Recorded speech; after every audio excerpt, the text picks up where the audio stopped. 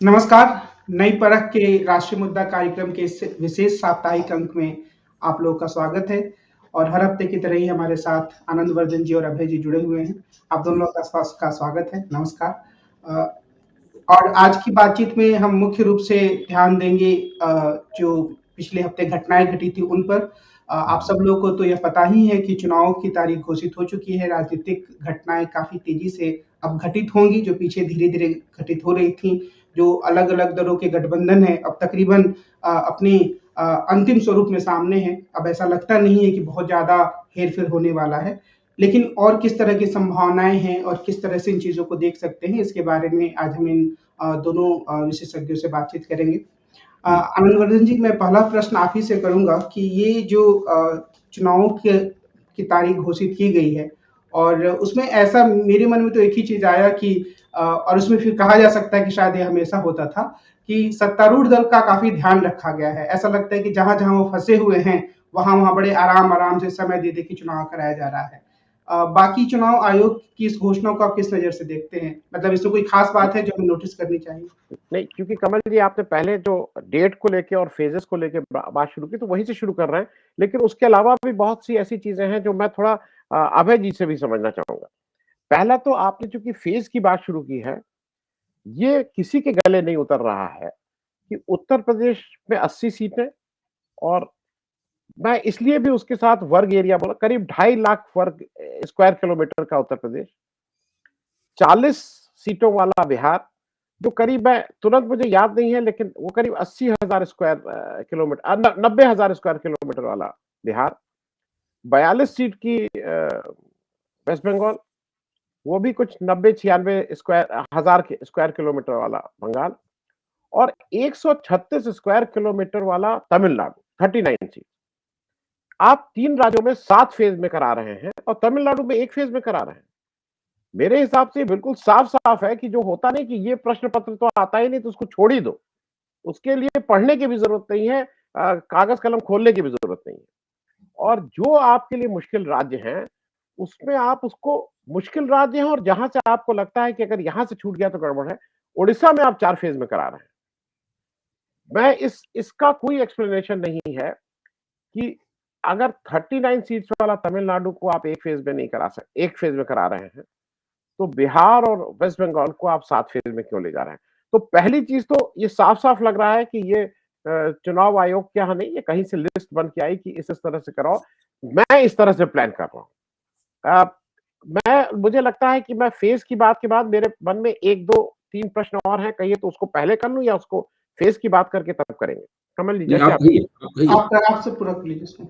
तो मेरा अभी जी एक चीज़ ये नहीं समझ में आ रहा है कि मैं इस बात को इसलिए कह रहा हूँ कि हम सब लोग सामूहिक रूप से इसकी जवाबदेही है।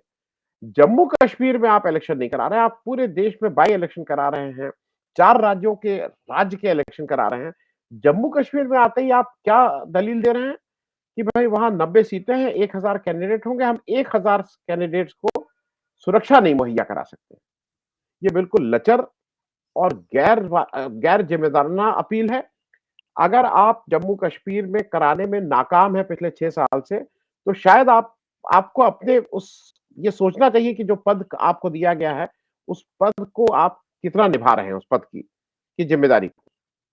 दूसरी बात मैं इसलिए कह दूँ कि वो दूसरी 2-3 बातें एक साथ मैं कल कर ले रहा हूँ क्योंकि इलेक्शन कमीशन से जो मुझे लगा। कल उन्होंने एक और बात कही, उन्होंने ईवीएम की बात कही, और ईवीएम की बात पे उन्होंने कुछ शेरो-शायरी भी कही, और फिर उन्होंने ईवीएम पे ये बताया कि करीब 40 हाई कोर्ट और सुप्रीम कोर्ट के ऑर्डर्स आ गए हैं। वो सुप्रीम कोर्ट और हाई कोर्ट के आड़ में छुप रहे थे। फिर उन्होंने एक एक और वो मुझे इसलिए भद्दा लगा कि उन्होंने कहा कि कुछ लोग डिब्बा लेके आ जाते हैं, सोशल मीडिया पे बैठ जाते हैं और अपने को विशेषज्ञ समझते हैं और उनको क्या पता। अरे वो आईआईटी के स्टूडेंट्स हैं जो ये सब बात करते हैं। और मेरा यह है कि हो सकता है कि उनको नहीं आता हो, थोड़ी देर के लिए मान लें। लेकिन इस देश का जो लोकतंत्र है, उसमें सबसे गरीब, सबसे अनपढ़ आदमी को भी अगर आपके चुनाव निष्पक्ष हो रहे हैं, ट्रांसपेरेंट हो रहे हैं, अगर उसके पद में कोई सवाल है, तो आपको उस सवाल को आंसर करना है। आप उसको ये नहीं कह सकते कि उनको क्या पता। आपके साथ जो 2 लोग बैठे हुए थे, जिनको वहां आए अभी 24 घंटे नहीं हुए हैं, जो जिनके पास उनके वो इस चीज के विशेषज्ञ थे, एक एनएचआई में रहे हैं कि बालू कितनी, मिट्टी कितनी, गिट्टी कितनी, इसके विशेषज्ञ तो ठीक है, वो कोई सड़क बनाने की बात नहीं, वो कौन से विशेषज्ञ थे? और उस कुर्सी पे बैठ के वो कैसे कह रहे थे? तो मुझे लगता है कि ये जो एक इम्पर्सनल सा है, और मैं एक हायर सीट पे बैठा हूं, वो वहां कल साफ-साफ राजीव कुमार जी के उससे दिख रहा था। और मैं आखिरी बात एक और कहूँगा अभय जी, वो बात मैं इसलिए कहूँगा कि ये लोग अपनी गिरबान में झाँकने की कोशिश ही नहीं करते। कल उन्होंने एक और बात कही कि वो फ्रीबीज़ जो हैं उस पे हम लोग की बड़ी नज़र रहेगी, और उन्होंने नाम लिए 5 चीज़ों के। उन्होंने कहा शराब, पैसा, साड़ी, प्रेशर कुकर और सिलाई मशीन, ये बाँटी जाती है, इस पे हमारी खास नज़र रहेगी। और फिर उन्होंने बताया कि हमने पास्ट में भी कितना अच्छा काम किया। अरे जनाब, उत्तर प्रदेश की राजधानी में हिंदुस्तान के प्रधानमंत्री अटल बिहारी वाजपेयी ने 2004 में साड़ी बंटवाने का काम किया था। उन्हीं की महानगर के पार्क में रैली थी। 21 लोग दब के मर गए थे, महिलाएं मर गई थी। लालजी टंडन के को ये बचाया गया था कि वो 5 मिनट पहले निकल गए थे। उसकी रिपोर्ट कोई बताएगा इलेक्शन कमीशन की, उस 21 महिलाएं जो मरी थी उसके बारे में किसको, किसके ऊपर गाज गिरी? किस पॉलिटिकल पार्टी को आपने नोटिस इश्यू की? तो मुझे ऐसा लगता है कि आप एक, वही है कि पहले से तय करके आ रहे हैं, स्क्रिप्टेड है, और फिर आके यहाँ आप उसको बोल देना है। अभय जी अभी के लिए इतना ही। देखिए, जो आनंद जी ने चुनाव आयोग की जो सुचिंतित और व्यवस्थित आलोचना रखी है, मैं उससे 100% सहमत हूँ।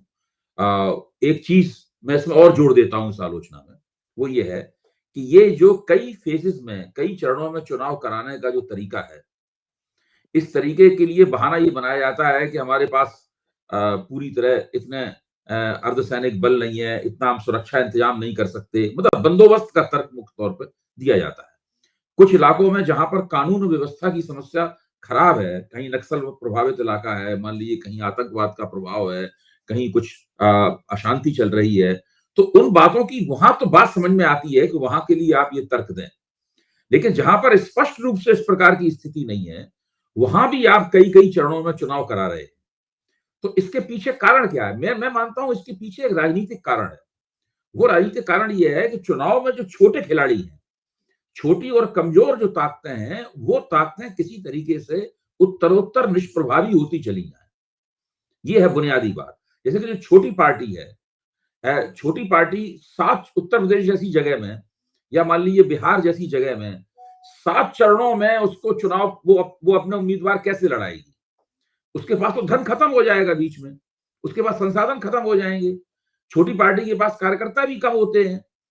तो हमेशा ही लोकतंत्र में चुनाव आयोग की तकनीकी रूप से ये जिम्मेदारी है कि वो हर पार्टी के लिए एक लेवल प्लेइंग फील्ड प्रस्तुत करे, जिसमें चुनाव आयोग न केवल चूक रहा है, बल्कि वो जानबूझकर बड़ी पार्टियों के लिए, ताकतवर पार्टियों के लिए ज्यादा बेहतर परिस्थितियां उपलब्ध करा रहा है उन पार्टियों के मुकाबले जो कि छोटी हैं, अपेक्षाकृत कमजोर हैं, और नई पार्टियां हैं। चुनाव आयोग की कोशिश पूरी ये होनी चाहिए कि वो चुनाव लड़ने का एक किफायती मॉडल बनाने की परिस्थितियां बनाए, ताकि चुनाव में कम से कम धन खर्च हो। अब जैसे कि राजीव कुमार साहब ने चुनाव में जो नकदी का इस्तेमाल होता है, धन बल का इस्तेमाल होता है, उसके ऊपर भी कुछ उन्होंने जो परंपरागत किस्म की टिप्पणियां हैं, जो हर बार वो करते हैं, मैं इनको शालिग्रामी किस्म की टिप्पणियां कहूंगा, वो टिप्पणियां अभी इन लोगों ने की। लेकिन ऐसा कोई काम चुनाव आयोग ने नहीं किया, आज तक नहीं किया, जिससे उन चुनाव सुधारों को बल मिले जो कि चुनाव में धन कम खर्च करने की तरफ ले जाती है। हम सब लोग जानते हैं कि जो खर्चे की बंदिश है, खर्चे की बंदिश उम्मीदवार के ऊपर लगी हुई है, खर्चे की बंदिश पार्टी के ऊपर नहीं है।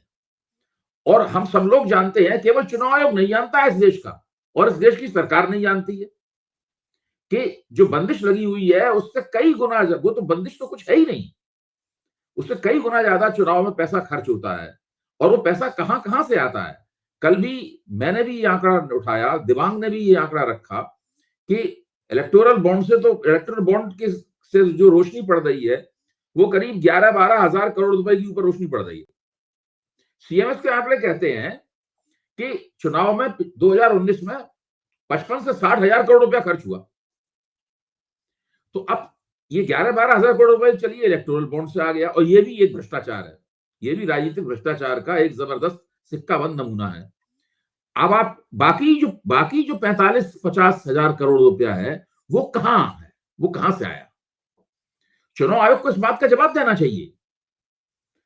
अगर जवाब उनको नहीं दे रहे हैं तो ये कहें कि सीएमएस के वो आंकड़े झूठे हैं, या तो आप कहिए कि नहीं ये बात गलत है, इतना रुपया चुनाव में नहीं खर्च हो रहा है, चुनाव में इतना ही रुपया खर्च हो रहा है जो कि इलेक्टोरल बॉन्ड से मिला है पार्टियों को, या थोड़ा बहुत कमोबेश 19-20 का फर्क है। एक तरफ तो वो आंकड़ा मौजूद है, एक संस्था द्वारा दिया गया आंकड़ा मौजूद है, और आप उस आंकड़े पे कुछ भी नहीं कह रहे हैं। चुनाव में धन बल के ऊपर आज पवित्र किस्म की लगने वाली बातें केवल दोहरा रहे हैं। तो सबसे पहले पूरी ये चुनाव प्रक्रिया छोटी पार्टियों, कमजोर पार्टियों और बहुदलीय लोकतंत्र की, जो भारतीय लोकतंत्र की एक खास बात है कि ये लोकतंत्र पर्याप्त रूप से बहुदलीय है, उसकी इस प्रकृति का उन्मूलन कैसे किया जाए, इसकी कोशिश यहां पे होती है। दूसरे, चुनाव में धनबल का प्रभाव कैसे कम हो, इसको रोकने के लिए चुनाव आयोग कोई कोशिश नहीं करता। चुनाव आयोग का काम केवल तारीखें घोषित करना है। चुनाव आयोग का काम केवल बस यही इसी तरह का प्रबंधन करना है। क्या चुनाव आयोग का काम चुनाव सुधार की प्रक्रिया का नेतृत्व करना नहीं है? जो चुनाव सुधारों की फाइल रखी हुई है उस पर इतनी धूल जम रही है, कोई उसको देखता नहीं है। कब से चुनाव, अब एक जो चुनाव आयुक्त हैं हमारे तीनों, इसमें 2 बिल्कुल 24 घंटे पुराने हैं। अगर उनसे पूछा जाए कि भाई चुनाव सुधार के लिए जो सिफारिशें आज तक आई हैं उन सिफारिशों को जरा बताइए, इनका ऑब्जेक्टिव टेस्ट लिया जाए, तो ये लोग फेल हो जाएंगे ऑब्जेक्टिव टेस्ट में। उन्होंने उस फाइल को खोल के देखा ही नहीं है उन्होंने। तो मैं कहता हूं कि मैंने जो बात कही है और आनंद जी ने जो बात कही है, उनको जोड़ लिया जाए अगर, तो ये चुनाव आयोग का जो रवैया है उसकी ये बाकायदा एक विस्तृत आलोचना हो जाती है। लेकिन जैसे आमतौर पर ये कहा जाता है कि जो भी इस तरह की चीजें हो रही हैं वो पहले से होती आ रही हैं। क्या हम ये भी कह सकते हैं कि ज्यादा गिरावट आई है पिछले 10 सालों में, या पहले की प्रक्रिया चल रही है? देखिए, विभिन्न कई चरणों में चुनाव कराने की प्रक्रिया टीएन शेषन ने शुरू की थी। उससे पहले इतने चरणों में चुनाव नहीं होता था। भारत में एक चरण में भी चुनाव होता रहा है, 2-3 चरण में भी चुनाव हुए हैं, लेकिन शेषन ने इन चरणों को बढ़ाया। लेकिन आप देखिए, वो एक तो वो जमाना कैसा था। वो जमाना एक तो कागज मतपत्रों से होता था, और उसमें बहुत बड़े पैमाने पर जगह जगह बूथ कैप्चरिंग की घटनाएं होती थी। मुझे याद है अच्छी तरीके से, इटावा में बहुत बूथ कैप्चरिंग होती थी। हम लोग स्थानीय स्तर के पत्रकार थे, दिन रात हम देखते थे कि भगदड़ मची हुई है, लोग पेटी लेके भागे जा रहे हैं, ये हो रहा है, वो हो रहा है, पता नहीं क्या क्या होता था। गुंडों की दम पर मतदान केंद्रों में कब्जा कर लिया जाता था। जो पीठासीन अधिकारी होते थे, या तो उनके ऊपर गन रख दी जाती थी, या उन्हें पैसा वैसा खिला दिया जाता था ताकि वो आंखें बंद कर ले, या दाब धौंस धमकी का शिकार बनाया जाता था, और उनके सामने ही बैठ के वो जो मतपत्र छापे जाते थे और उनको डाला जाता था। एक यहाँ तक कि ये तक हो गया था कि कभी कभी उत्साह में आके लोग जितने वोट नहीं है उस बूथ पे उससे ज्यादा छाप के डाल देते थे। तो बाद में नियम भी बना के कि ऐसा होगा तो ऐसा होगा, 90% से ज्यादा होगा तो कैसा होगा, इस प्रकार के नियम भी बने। बिहार में बहुत बड़े पैमाने पर बूथ कैप्चरिंग होती थी। पश्चिमी उत्तर प्रदेश में कुछ जो ताकतवर समुदाय थे वो बूथ कैप्चरिंग के लिए जाने आते थे। जाट समुदाय बूथ कैप्चरिंग के लिए जाना जाता था। वो ऐसे तमाम वोटरों को जो उनके खिलाफ वोट डाल सकते थे, सवेरे कहते थे कि आप क्यों तकलीफ कर रहे हैं वोट डालने की, आप घर पे बैठिए। चौधरी लोग अपने वोट डालने का सारा इंतजाम कर रहे हैं। उत्तर प्रदेश में हम यहाँ के रहने वाले हैं, वहां यादव लोग बूथ कैप्चरिंग करते थे बहुत बड़े पैमाने पर। जहां राजपूतों का दबदबा था वो लोग बूथ कैप्चरिंग कर लेते थे। जिसका जहां दम थी वो बूथ कैप्चरिंग करते थे उसमें। तो शेषन के आने से उन्होंने कुछ तरीके खोजे। उसमें एक ये भी था कि कई चरणों में करेंगे, थोड़ा सुरक्षा बल वगैरह ज्यादा लगा लेंगे और बूथ कैप्चरिंग को रोक देंगे, और उन्होंने बूथ कैप्चरिंग रोक दी। शेषन के जमाने में बूथ कैप्चरिंग काफी हद तक खत्म हो गई, ये उनको श्रेय जाता है। और उन्होंने बड़े बड़े नेताओं को डरा दिया। उन्होंने एक बार मुलायम सिंह यादव का अपना खुद का चुनाव और उनके तमाम पार्टी के बहुत से लोगों के चुनाव उन्होंने कैंसिल कर दिए थे। तो उसमें हालत ये हो गई थी, अगले चुनाव में तो मुलायम सिंह हर बात में कहते थे, अरे अरे ये मत करो, शेषन चुनाव कैंसिल कर देगा, अरे अरे ये मत करो, शेषन चुनाव। मैंने खुद उनको कहते हुए सुना है मुलायम सिंह यादव को। ये हालत थी। तो ऐसी वो एक खास, अब उसी चीज को आज जब ईवीएम से चुनाव हो रहा है तब की अब की परिस्थिति में बहुत तब्दीली हो गई है। चुनाव में उस प्रकार की बेईमानी नहीं हो रही है। उस शेषन ने उसको खत्म कर दिया, उस प्रक्रिया को। अब उस तरीके से वो नहीं छापे जा सकते जब तक कि आप ईवीएम पे कब्जा ना करें, उसको या उसकी हैकिंग करें या उसको कब्जा खुद लेके बैठ जाएं और खुद उसमें उंगली से अपने बटन ना दबाएं, तब तक ये नहीं हो सकता है। उस हालत में उसी पुरानी पद्धति पे चलते रहना ये बिल्कुल गलत बात है। और ये कहना कि पहले क्या होता था, अरे भाई पहले इससे बेहतर होइए। अगर आप पहले से बेहतर नहीं होंगे तो आपके होने का फायदा क्या रहा? जी। इससे जी मैं प्रश्न जी मैं इसे जोड़ दूं इसमें, क्योंकि ये अभय जी मैं ये बता दूं कि मैं दो चीजों का मैं रूबरू, बाकी तो छोड़ दी।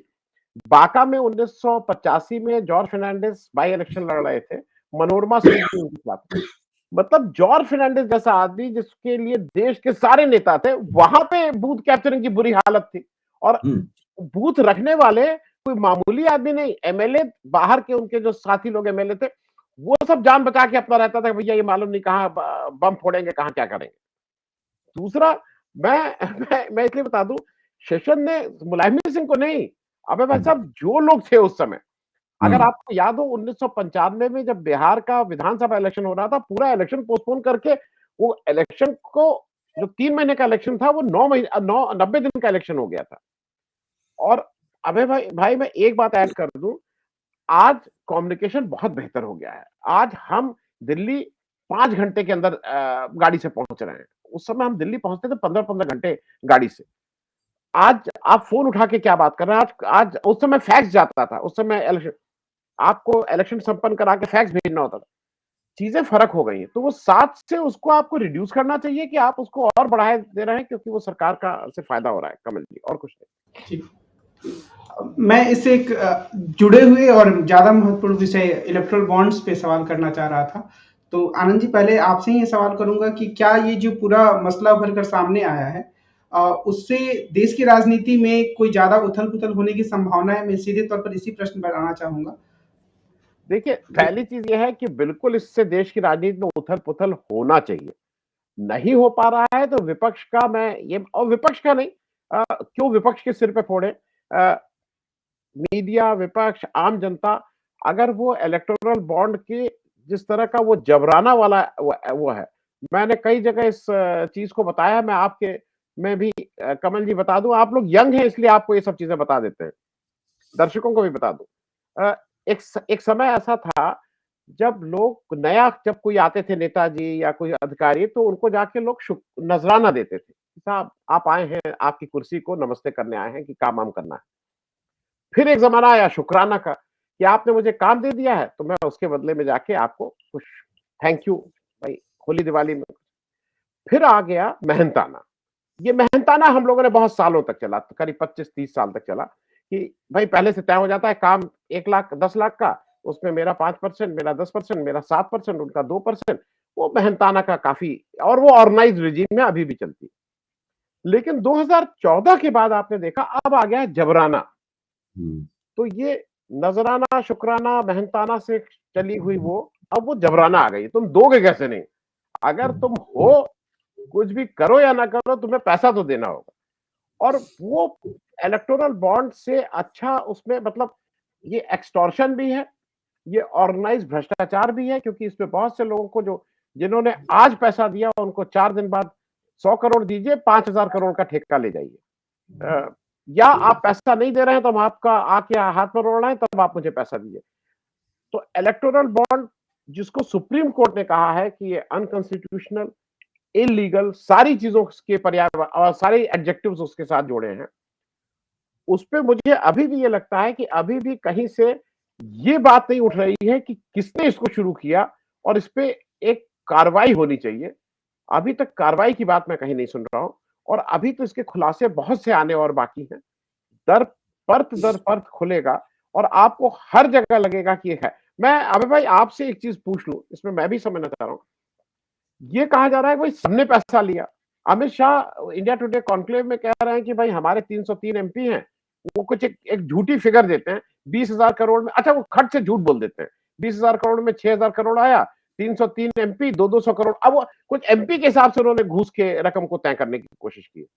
लेकिन इसमें राहुल गांधी का कहना यह है कि भाई ठीक है सबने लिया, लेकिन क्या ये देखना जरूरी है कि जिन लोगों को चंदा दिया गया, क्या वो इस पोजीशन में थे कि उसका किसी का भला या बुरा कर सके? क्या सेंट्रल गवर्नमेंट एजेंसीज जो ईडी और सीबीआई का एक रोल है कि जब उनके यहाँ छापे पड़े, उसके बाद पैसा वहां से निकला, ये क्या इसमें किसी भी पार्टी के पास था? इस तरह की बातें भी कह रहे हैं। अब एक जरा मैं भी समझना चाहूंगा, क्योंकि ये एक जनरल ये भी चल रहा है कि भाई सभी चोर हैं, सभी लेते हैं।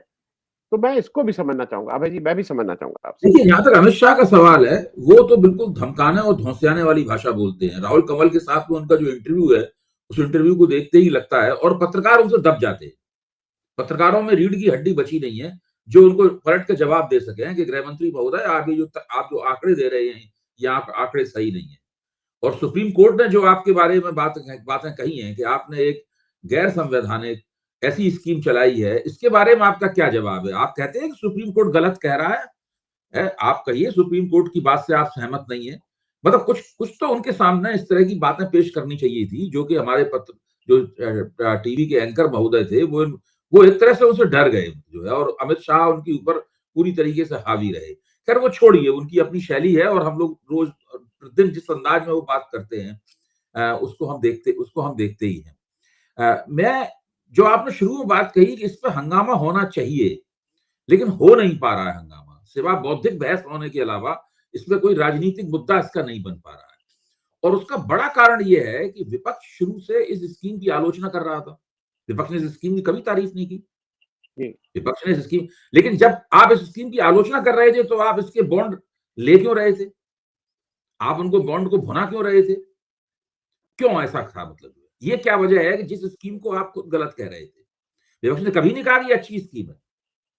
जब आप खुद इसको गलत कह रहे थे, स्कीम को गलत कहने के बावजूद भी जब आपको बॉन्ड का दान दिया जाता था, तो आप उसको तुरंत ले लेते थे, और उसको 15 दिन से पहले उसको भुना भी लेते थे उसको, और अपने कोष में पैसा भी डाल लेते थे।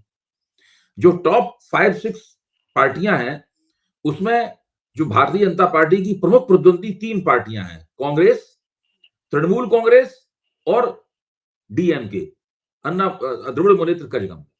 इन 3 पार्टियों को जम के पैसा मिला है। तो इन्होंने ये पैसा क्यों लिया? प्रश्न इस बात का है। भारतीय जनता पार्टी ने तो पूरी स्कीम ही डिजाइन इस तरह से की थी, चालाकी से, कि ज्यादा पैसा हमें मिल जाए और दूसरी पार्टियां भी पैसे के लालच में कुछ बॉन्ड ले लें, ताकि जब कभी ऐसी कोई दिक्कत हो तो हम कहें वो तो सब ले रहे हैं। ये तो भारतीय जनता पार्टी के तो पहले से, अगर आप ध्यान से देखें, रेट्रोस्पेक्टिवली देखें, सिंहावलोकन करें इस पूरी स्थिति का, तो आपके सामने स्पष्ट हो जाएगा कि भाजपा को पहले से मालूम था कि दूसरी पार्टियों के लिए एक ट्रैप था, और उनके अपने लिए मनी को एक्सट्रॉट करना, वसूलियाबी करना, और अपने लिए बड़े पैमाने पर चुनावी कोष जमा करना और काले धन को प्राप्त करने का एक जरिया था। और विपक्षी पार्टियां जानबूझ के इस स्कीम की आलोचना करते हुए भी आराम से आई और उस जाल के अंदर फंस गई। अच्छा, जब सुप्रीम कोर्ट का फैसला आ गया, उसके बावजूद भी विपक्षी पार्टियां नहीं जागी।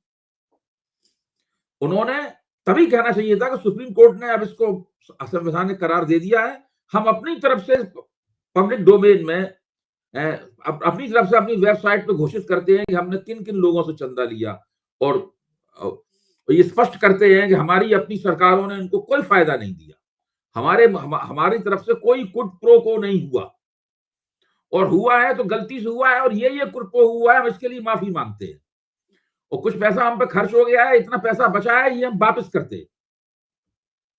भाई, ये सब कुछ करोगे तब तो मुद्दा बनेगा। आप सोचिए, 500, 700 करोड़ अगर टीएमसी, डीएमके और कांग्रेस वापस कर देते, कि बाकी पैसा तो चलिए खर्च हो गया, उसके लिए हम क्षमा मांगते हैं, पब्लिक माफ कर देती है। अरविंद केजरीवाल ने कितनी बड़ी क्षमा मांगी थी, और कितना जबरदस्त चुनाव जीता था, हम सबको पता है। पूरे चुनावी मुहिम में क्षमा मांगते रहे अरविंद केजरीवाल, और 67 सीटें जीत ली उन्होंने। तो ये करते हैं तो पब्लिक कहती है बिल्कुल ठीक कह रहे हैं भाई, इन्होंने, इन पे गलती हो गई, इन्होंने क्षमा मांग ली, इन्होंने गलती से ले लिया था। अब ये जब सुप्रीम कोर्ट ने उसका संवैधानिक घोषित कर दिया है, तो ये सब साफ तौर पर बता रहे हैं और सारे पैसे वापस कर रहे हैं। अब गेंद पूरी तरीके से भारतीय जनता पार्टी के पाले में है। भाजपा बताया कि ये इतना हजारों करोड़ रुपया लिया है, ये कहाँ है रुपया, और इसके बदले में उन्होंने, साथ में विपक्ष ये भी कहा कि भाजपा की सरकार ने तो इनसे ये पैसे लिए, इनका केस बंद किया और इनको एक ठेका दिया, ये सब पूरी बातें सामने रख के। बहुत ही कम ऐसे पत्रकार हैं जो इन बातों को, संदीप चौधरी उनमें से एक हैं जिन्होंने पूरा सिलसिलेवार, मैं उस पूरे कार्यक्रम में शामिल था, एक एक बात निकाल के सब लोगों के सामने रखी। बाकी सोशल मीडिया पर उसकी चर्चा हो रही है, लेकिन बाकी और लोग इस बात को दबाए हुए हैं। तो मेरा मानना है कि विपक्ष भाजपा के बनाए हुए जाल में इस बार भी फंस गया, और इस तरीके से फंसा कि इतना जबरदस्त मुद्दा जो राजनीतिक भ्रष्टाचार का, मैं मानता हूं कि एक अनूठा उदाहरण है, वो अनूठा उदाहरण भारतीय जनता पार्टी पे नहीं चिपक पा रहा है, विपक्ष नहीं चिपका पा रहा है। इसका एक कारण ये भी है क्या, जैसे कि जब वो घोष का मामला लें और 2G 3G 4G स्पेक्ट्रम मतलब 14 से पहले चुनाव हो रहे थे, तो मीडिया एक विपक्ष की भूमिका में होता था, और इस बार मीडिया पूरी तरीके से सत्ता तंत्र के साथ चिपका हुआ है। ये भी एक बड़ा कारण है। भाई मेरा कहना यह है कि ये तो हम सब लोगों को पता है कि मीडिया प्रबंधित कर लिया गया है, ये कोई नया तथ्य नहीं है। मीडिया अभी से नहीं, मीडिया पिछले कम से कम पहले 2-3 साल छोड़ दिए जाएं 2014 के बाद में, उसके बाद से बाकायदा मीडिया को इस सरकार ने प्रबंधित कर लिया है। मीडिया सरकार का नैरेटिव चलाता है, विपक्ष से सवाल पूछता है और मोदी जी की जय जयकार करता है। 3 नौजवानों को देश के 3 बड़े चैनलों के सामने बैठा दीजिए, 12 घंटे तक वहां बैठे रहें, केवल वो ये नोट करें कि मोदी जी को कितने मिनट का स्क्रीन टाइम मिल रहा है, तो आप हैरत में पड़ जाएंगे, इतना जबरदस्त टाइम मोदी जी को मिलता है। जब मोदी जी कार्यक्रम कर रहे होते हैं तो वो तो दिखाई जाता है पूरा, जब कार्यक्रम नहीं कर रहे आते तो उनकी फाइल पिक्चरें इसमें गर्व के साथ वो चल रहे हैं, घूम रहे हैं, उनकी पिछले रोड शो, पिछली तस्वीरें, वो भी सब दिखाई जाती हैं। तो मीडिया पूरी तरह प्रबंधित कर लिया गया है। जो आपकी सीमाएं हैं, उन्हीं सीमाओं में रहकर विपक्ष को अपनी चुनौती पेश करनी है। अब विपक्ष को कुछ आउट ऑफ बॉक्स थिंकिंग करनी पड़ेगी। देखिए, भारतीय जनता पार्टी अटल बिहारी वाजपेयी की सरकार नहीं है आज की भारतीय जनता पार्टी। ये अपने आप रपट के नहीं गिरेगी। ऐसा नहीं है कि ये अपने आप ही अपने पैर पे कुछ कुल्हाड़ी मार ले और वो हो जाए। ये बहुत तेजी के साथ, जहां पे इसकी ऑर्गेनिक ग्रोथ नहीं हो रही है, वहां ये जबरदस्त जुगाड़बाजी के जरिए अपनी ग्रोथ कर रही है। उत्तर पूर्व की पूरी ग्रोथ दल बदल पर आधारित है। दक्षिण भारत की जो पूरी ग्रोथ है वो कर्नाटक को छोड़ के, कर्नाटक में जरूर उनकी ऑर्गेनिक ग्रोथ है, बाकी सब जगह गठजोड़ों के जरिए उन्होंने अपनी पैठ बनाने की कोशिश की है। आप देखिए तो वो लोग किस तरह से एक बार में कितने काम करते हैं, कितनी जगह पे अपनी योजना लागू करते हैं, क्या क्या सोचते हैं, जब वो करने लगते हैं तो हमारी समझ में आता है अच्छा वो ये काम भी कर रहे हैं। तो जब आप एक इस तरह का आपका प्रतिद्वंदी है, उस प्रतिद्वंदी से विपक्ष जिस तरीके से मुकाबला कर रहा है, वो बहुत ही कमजोर तरीका है मुकाबला करने का। भाजपा ने बहुत बड़े बड़े मुद्दे विपक्ष के हाथ में थमाए हैं। इलेक्टोरल बॉन्ड उसमें सबसे ताजा मुद्दा है। जिस तरह पिछले सारे मुद्दे विपक्ष ने इस्तेमाल नहीं कर पाए, इसी तरह मुझे लगता है कि इलेक्टोरल बॉन्ड वाला मसला भी इस्तेमाल नहीं कर पाएंगे। लेकिन एक बात मैं खत्म करने से पहले कह दूं, हो सकता है, ज्यादा संभावना यही है कि इस मुद्दे का फौरी लाभ विपक्ष को न मिल पाए और भाजपा को जितना नुकसान होना चाहिए वो नुकसान न हो। लेकिन ये एक ऐसा मुद्दा है, इसका दूरगामी असर होगा। आज नहीं तो कल, कल नहीं तो परसों भारतीय जनता पार्टी को इस भ्रष्टाचार का खामियाजा चुकाना पड़ेगा। देखिए, सारी चीजों का सीधा प्रत्यक्ष प्रभाव नहीं पड़ता है। जैसे किसान आंदोलन हुआ, किसान नेता पंजाब में चुनाव में खड़े हुए, सबका सूपड़ा साफ हो गया, लेकिन उसी का आंदोलन का प्रभाव ये हुआ कि वहां आम आदमी पार्टी इतने बड़े पैमाने पर वहां पर जीती, एक नई पार्टी ने इतना जबरदस्त बहुमत प्राप्त किया। तो मैं कहना ये चाहता हूं कि ये जो भ्रष्टाचार भाजपा ने किया है, इस भ्रष्टाचार का भाजपा को नुकसान जरूर होगा। कब होगा, कैसे होगा, ये सब हम लोग देखेंगे। आनंद सर, आज वैसे तो औपचारिक रूप से शायद वो कल ही समाप्त हो चुकी है। आज एक रैली के साथ भारत जोड़ो न्याय यात्रा की समाप्ति हो जाएगी। अगर मैं बहुत ही संक्षेप में आपसे समझना चाहूं कि क्या इस दूसरी यात्रा, जिसे भारत जोड़ो न्याय यात्रा कहा गया, उसका भारतीय राजनीति पर अभी फौरी तौर पर कुछ प्रभाव दिखता है? इसे आप कैसे इसका मूल्यांकन करेंगे? कमल जी, अगर आप इजाजत दें तो मैं इलेक्टोरल बॉन्ड पे जरा 2 मिनट और कुछ, क्योंकि मुझे ऐसा लगता है कि ये एक ऐसा इशू है जिसपे हम सब लोगों की बुनियादी जिम्मेदारी है कि इसको हम इसके, देखिए मुझे 2-3 चीजें अभय भाई लगती हैं। पहली चीज ये है कि अगर आपने देखा हो, कल ही शायद निकला है, जगदीप छोकर जी का एक बड़ा आर्टिकल निकला है इंडियन एक्सप्रेस में, कल या परसों जो भी था। ये स्पष्ट है कि उन्होंने खुद ही कहा कि एडीआर ने जब ये पिटीशन, ये जब अपील फाइल की थी, तो उसमें जो प्रेयर थी, जो मांगा था उनसे, वो सिर्फ इतना मांगा था कि साहब ये इलेक्टोरल बॉन्ड इन कारणों से गड़बड़ है और इसको खत्म कर दिया, समाप्त, इसको बंद कर देना चाहिए। लेकिन सुप्रीम कोर्ट ने उसके आगे आके काम किया है। सुप्रीम कोर्ट ने केवल बंद करने का काम नहीं किया है, सुप्रीम कोर्ट ने उसमें कहा है कि किसने दिया, कैसे दिया, ये सारा, ये ओरिजिनल पिटीशन में कहीं नहीं था। लेकिन सुप्रीम कोर्ट को लगा कि देश के हित में नहीं है, लोकतंत्र के अगेंस्ट है, ये भ्रष्टाचार का मामला है, और उसने सुप्रीम कोर्ट ने आके काम किया। और इसको अगर मैं थोड़ा खराब शब्द का इस्तेमाल करूं तो उसने नंगा किया है सबको। और उसमें एक भी जो लंगोटी, जो एसबीआई जो लंगोटी बचाने की कोशिश कर रहा है, वो लंगोटी भी उतारने की तैयारी है। और मुझे लगता है कि इसका जो आज नहीं तो कल, इसका जो तुरंत का परिणाम है, जैसा अभय जी ने कहा कि दूरगामी होगा, और मुझे लगता है कि इस देश में किसी न किसी दिन पीएम केयर फंड की भी से भी कपड़ा उतारा जाएगा, उसको भी नंगा किया जाएगा, और उसमें भी पता लगेगा कि क्या क्या हुआ था। ये बात मैं इसलिए कह रहा हूं कि इलेक्टोरल बॉन्ड, आप एक ऑर्गेनाइज घूस को, करप्शन को आप कह रहे हैं कि हम करप्शन वो फ्री वो सोसाइटी और समाज देंगे, और आप करप्शन को ही लीगलाइज कर रहे हैं, उसके बाद आके छाती ठोक के कह रहे हैं कि हमारे 303 एमएलए हैं तो हमें 6000 करोड़ मिला इसलिए। तो ये शर्मिंदगी भी कहीं ना कहीं, जो अभय जी कह रहे हैं, ये शर्मिंदगी भी आज नहीं तो कल बिल्कुल आएगी। हो सकता है फौरी तौर पे वो उसका इलेक्शन में उस तरह का प्रभाव ना पड़े जैसा हम लोग चाहते हैं, लेकिन इसका प्रभाव तो पड़ेगा। अब रही भारत जोड़ो यात्रा की बात, मैं एक चीज अभय जी और कहूं, देखिए ये जो आप कह रहे हैं ना, ये थोड़ी पॉलिटिकल विल कह लीजिए या नैतिकता की विल कह लीजिए। मैंने जल्दी से कैलकुलेशन किया था, कांग्रेस को करीब 12 करोड़ वोट मिले थे 2019 में, और मैं मानता हूं कि उस 12 करोड़ में कम से कम 1% ऐसे लोग हैं जो कमिटेड हैं कांग्रेस के लिए। उनको, वो फेंस सिटर नहीं है, वो कांग्रेस में कल के दिन कोई भी आए, कहीं भी आए, वो वोट कांग्रेस को। तो वो तादाद करीब 10-12 लाख होती है। अगर आप 10-10 हजार रुपया भी 10 लाख लोगों से ले रहे हैं तो आपका 1000 करोड़ रुपया होता है। आप अपील करिए ना कि हमसे खर्चा हुआ है, ये गलती हुई है, और सार्वजनिक रूप से हम अपील करते हैं कि एक फंड हम बना रहे हैं, आप इसमें पैसा डालिए, उसका हमें पैसा वापस करना है। ये हमारे ऊपर एक उधार है, कर्जा है, वो कर्जा हो सकता है 2 साल में वापस हो सकता है 4 साल में वापस हो।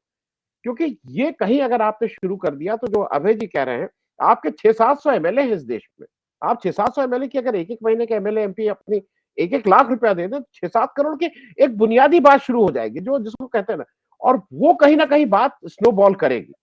तो इसको मुझे लगता है कि अगर अब अभी अभी ये कहना टू अर्ली, लेकिन शायद आने वाले समय में कोई ना कोई विपक्ष की पार्टी इसको वो करे। भारत जोड़ो यात्रा का जो मुझे लगता है प्रभाव बिल्कुल ठीक से पड़ा है। अब तो इलेक्शन आ ही गए हैं, अब तो इसका ये नहीं रह गया है टाइम कि कौन किसके साथ। इंडिया गठबंधन आज on the face of it ज्यादा चाक चौबंद, चुस्त दिखाई दे रहा है एज कंपेयर टू, गठबंधन की बात कर रहा हूं मैं, पार्टी के संगठन की बात नहीं कर रहा हूं मैं, गठबंधन के जो लूज एंड्स हैं। बंगाल में बार बार कहा जा रहा था ममता बनर्जी जी अकेले लड़ रही हैं, लेकिन ममता बनर्जी जी का एक कैंडिडेट इंडिया गठबंधन के पे ही भदोही से ललितेश्वर को टिकट मिल गया है, ललितेश्वर पति त्रिपाठी, वो टीएमसी के कैंडिडेट होके इंडिया गठबंधन के बैनर पे चुनाव लड़ रहा है। तो मुझे ऐसा लगता है कि जहां तक ये वाला मामला है, ये लोग उसमें तो ठीक हो गए हैं। अब संगठन लेवल पे और बूथ लेवल पे उसको कैसे मैनेज करेंगे, वो अभी इनका चैलेंज है। अब वो तो देखने वाली बात होगी कि किसको कितना चैलेंज कर पाते हैं। कमल जी। जी, ये एक जो पीछे 1-2 हफ्तों से काफ़ी बातचीत चल रही थी मायावती के इंडिया गठबंधन में आने की, तो अब उस एपिसोड को तो खत्म माना जाए या उसकी संभावना है अभी? अब उसका एक इंडिकेशन ऐसा है कि जैसे आपको कभी चोट लगती है तो यहाँ कुछ फूल जाता है, तो ये लगता है ना कि यहाँ सिर पे चोट लगी है तो फूल गया है, वो कुछ-कुछ इंडिकेशन होते हैं ऐसे। एक इंडिकेशन ऐसा दिया गया है जो मुझे लगता है कि वो कहीं न कहीं मायावती जी को सॉफ्ट करने के लिए, चंद्रशेखर रावण का को टिकट काट दिया गया है। उनको अब समाजवादी पार्टी से टिकट नहीं, नगीना जहां से उनको लड़ना था, वो सीट ऑलरेडी डिक्लेयर कर दी गई। उसमें कहा यह जा रहा है, 2 तरह की बातें चर्चा चल रही हैं। कहा यह जा रहा है कि उन्होंने 2 सीट मांगी थी। अखिलेश जी की तरफ से ऑफर यह था कि आप दोनों सीट हम देंगे, लेकिन आप साइकिल चुनाव चिन्ह पे लड़िए। लेकिन चंद्रशेखर जी का इंसिस्टेंस था कि कम से कम मैं तो साइकिल पे नहीं लड़ूंगा, मैं अपने चुनाव चिन्ह पे लड़ूंगा, और उसको लेके शायद मामला नहीं बना है। लेकिन मैं ये मानता हूं कि ज्यादा बड़ी बात ये रही है जो इंडिकेशन है, अभी ये कोई सूचना नहीं मेरे पास, कि मायावती जी अगर आए या आने की कोई भी संभावना 1%, आधी परसेंट, 0.1% भी है, तो उस गठबंधन में चंद्रशेखर रावण नहीं होंगे। तो चंद्रशेखर रावण जी का बाहर जाना अ, अभी अभी यही कहा जा सकता है कि पिक्चर अभी बाकी है।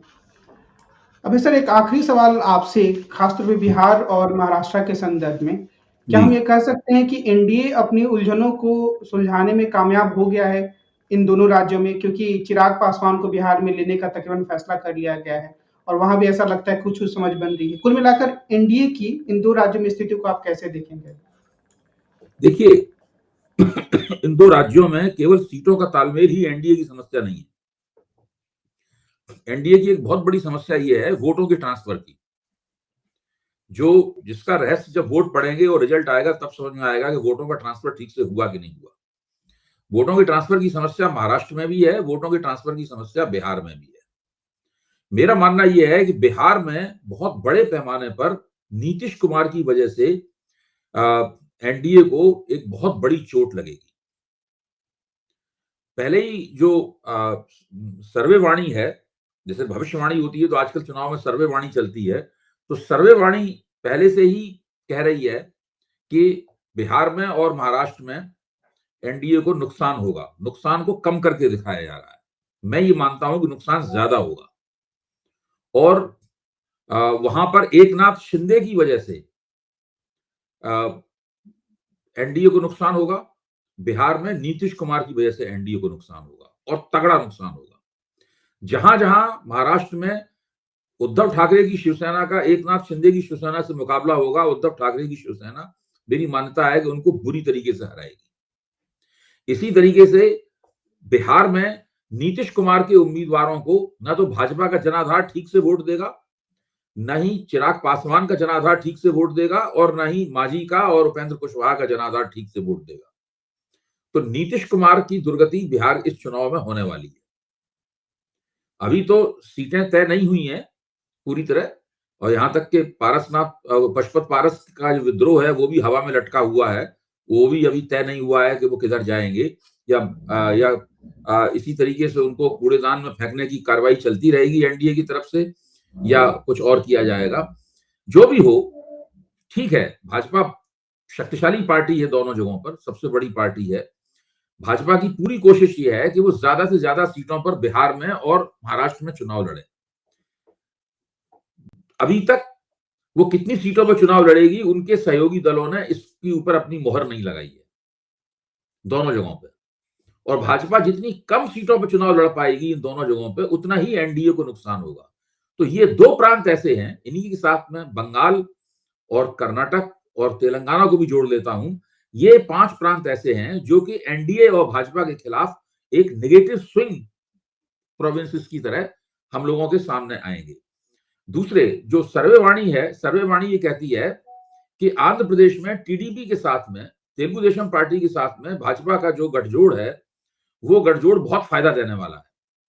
लेकिन मुझे ये आंकड़े देख के आश्चर्य हुआ कि टीडीपी और भाजपा जब मिल जाते हैं उस वक्त उनके वोट होते हैं 42% और वाईएसआर कांग्रेस के अकेले ही 41% वोट हो रहे हैं।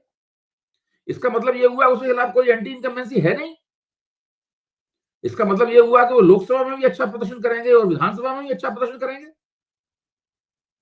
और व्यक्तिगत रूप से जो जगन मोहन रेड्डी हैं, वो काफी लोकप्रिय किस्म के व्यक्ति हैं। वहां पर पब्लिक में उनकी बड़ी साख है उनकी, आंध्र प्रदेश में। वो कोई कमजोर किस्म का नेता नहीं है वो।